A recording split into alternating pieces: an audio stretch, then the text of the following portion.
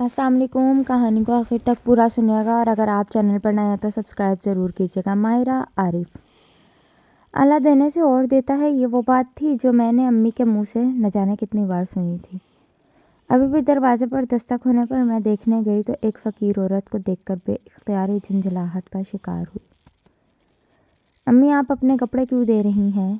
ان کے ہاتھ میں کپڑوں کا شوپر دیکھ کر میں چونکی، جبکہ وہ مسکرا دیں.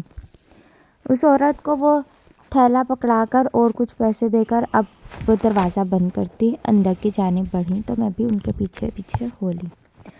امی، اس طرح نہیں ہوتا ہے، آپ اپنے پرانے کپڑے بھی تو دے سکتی تھیں.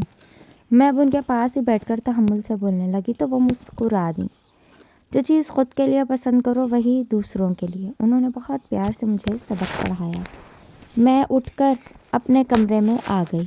یہ نہیں تھا کہ مجھے غریبوں سے نفرت تھی. ہم خود مڈل کلاس فیملی سے تعلق رکھتے تھے، لیکن اتنی حیثیت نہیں تھی کہ دوسروں کو کھلے دل سے بانٹتے پھریں. مگر میری امی یہ بات سمجھتی ہی نہیں تھی. میں خود بھی غریبوں کی، مسکینوں کی، بے سہارا اور معذور لوگوں کی مدد کرنا چاہتی تھی، مگر اس سے پہلے مجھے کسی خاص مقام تک پہنچنا تھا، جس سے میں بعد میں یہ نہ سوچوں کہ دوسروں کو دینے کے بعد میرے پاس کیا بچے گا. باجی، مجھے چوڑیاں بھی چاہیے. میں اسٹریٹ مارکیٹ پر ایک اسٹال پہ کھڑی خود کے لیے چوڑیاں پسند کر رہی تھی، جبھی ایک فقیرنی بچی گندے سندے حلیے کے ساتھ میرا دوپٹہ کھینچتی اپنی طرف متوجہ کر کے میرا موڈ خراب کر چکی تھی. پہلے تو میں نے اس کے میلے ہاتھوں سے اپنا صاف دوپٹہ آزاد کرایا اور پھر اسے اچھی والی جھاڑ پلائی. تمیز نہیں ہے تمہیں، اور میں تمہیں امیر لگتی ہوں کیا؟ خود بھی صدیوں بعد لینے کھڑی ہوئی تھی. سارا موڈ برباد کر دیا. جاؤ یہاں سے، کچھ نہیں ہے میرے پاس. وہ بچی رونی صورت کے لیے میری سنتی رہی اور پھر کچھ دور جا کر حسرت بھری نظروں سے اسٹال کو ہی تکنے لگی. میں بھی دوبارہ چوڑیوں کی طرف متوجہ ہو گئی.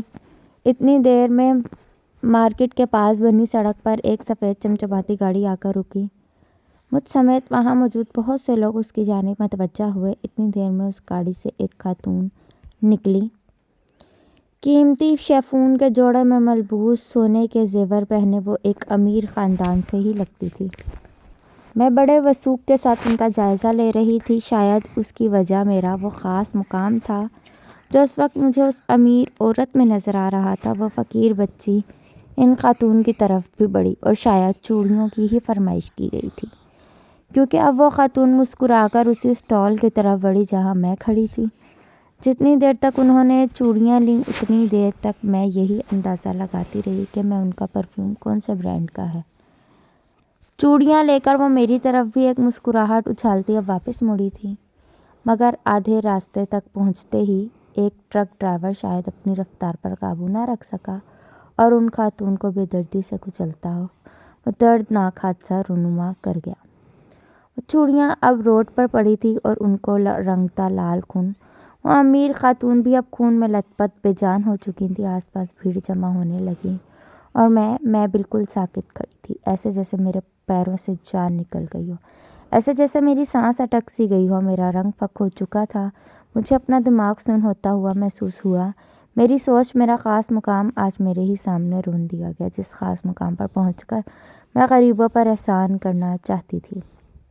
آج وہی مقام اپنا بھرم تک نہ رکھ سکا جس منزل تک پہنچ کر میں خاص بننا چاہتی تھی.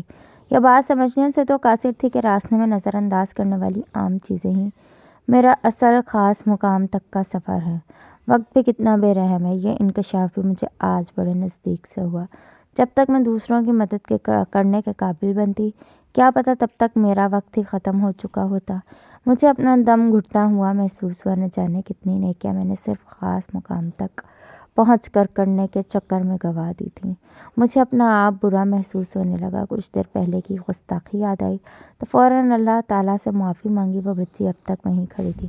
اس کی حالت کا اندازہ ہوا تو ایک آنسو ٹوٹ کر زمین پر گرا. کتنی بے حس ہو گئی تھی میں کہ ان لوگوں کی حالت نظر ہی نہیں آتی تھی مجھے.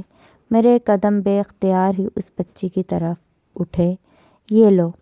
میں نے اپنی پسندیدہ چوڑیاں اس بچی کی طرف بڑھائی تو انہیں تھامتے اس بچی کا چہرہ خوشی سے کھل اٹھا اور ساتھ ساتھ میرا بھی، کیونکہ مجھے اپنا خاص مقام مل چکا ہے. ویڈیو اگر اچھی لگے تو لائک اینڈ شیئر سبسکرائب ضرور کیجیے. اللہ حافظ.